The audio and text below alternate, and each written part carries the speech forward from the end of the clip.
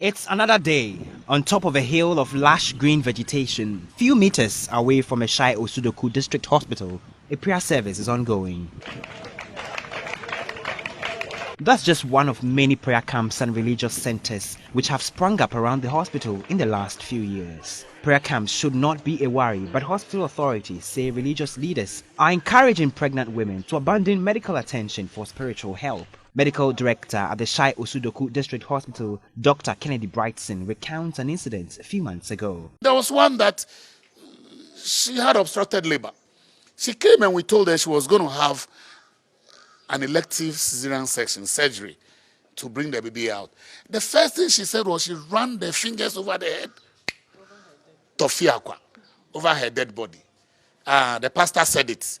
Pastor said, "Me ba, who doctor will say me." And then at 12 midnight, I get a call from the midwives that they have a serious emergency. I have to drive from Achimota. When I came, this was the same woman that I told in the morning that we needed to operate you, and she refused. Why are Ghanaian women allowing their whole body and brain to be controlled with religious semantics? It is wrong. God doesn't like it. That is just one of many cases. Dr. Brightson is outraged people still get brainwashed against visiting the hospitals. This is a result. Many pregnant women, some in labor, showing up at the hospital at a time their condition is nearly unsalvageable. There are other people who from their homes or from elsewhere are taken to the prayer camps first for prayers to be offered for, the casting of the demons, all kind of devilish things to come out of them before they are brought here, And by so doing, they come to us practically dead. When you come to us practically dead, it becomes very difficult to resuscitate you and bring you back to life.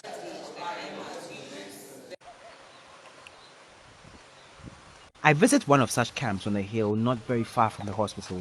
I make my way through the thick of weeds and meander through a maze of footpaths to trace the camp. It's barely complete with corrugated iron sheets used as a cordon on one side. This is Prophetess Elizabeth's Evangelical Christ Foundation prayer camp. She welcomes me with a prayer, and as I speak about a pregnant auntie who needs help because of complications during her 4-month-old pregnancy, Prophetess Elizabeth begins to look interested. If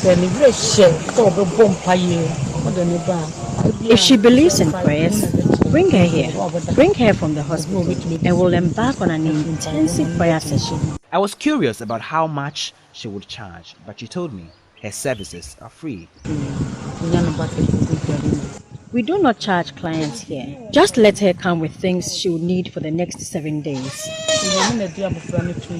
With her faith, we'll pray and top it up with some herbal medicines. Before I leave, she shares another prayer with me and directs my pregnant auntie to read Psalm chapter 86 before I bring her to the camp the next day. Is the one who planted the fetus in her womb. He will heal her in no time. Few meters away from this prayer camp is another compound of this spiritual healer. There was nobody there at the time of our visit, but his poster speaks for him, professing that he heals all sorts of illnesses, including pregnancy complications. These are just two of many spiritual centers health officials at the Osudoku Hospital are contending with, but they have found a way to deal with the problem.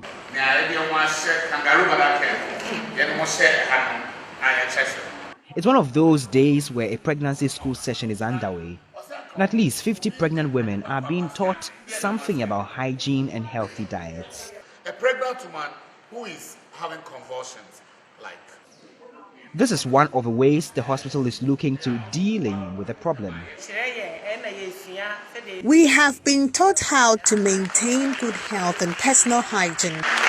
This intervention aside, Dr. Brightson says reaching out to these prayer camp controllers and preachers is another step they are considering. We need to do some collaborative work, which we have started. We need to get to the prayer camps. We need to involve them. We need to educate them. Sometimes they do this because they also lack knowledge. Well, this is the reality playing out here, and it may be difficult to resolve, especially because of freedom of belief and religion. According to the Director General of the Ghana Health Service, Dr. Anthony Nsiasare, in 2018, 9% of women died from maternal health complications in the northern zone visited prayer camps, while 20% died in the middle zone. Another 26% died from maternal health-related complications in the southern zone as a result of visiting these prayer camps. With the SDGs Goal 3 aiming to reduce global maternal mortality ratio to less than 70 per 100,000 live births, and also to end preventable deaths of newborns and children under 5 years of age, there fears these may remain lofty goals Ghana may struggle to achieve. KOMLA Adom, Joy News, Dodowa.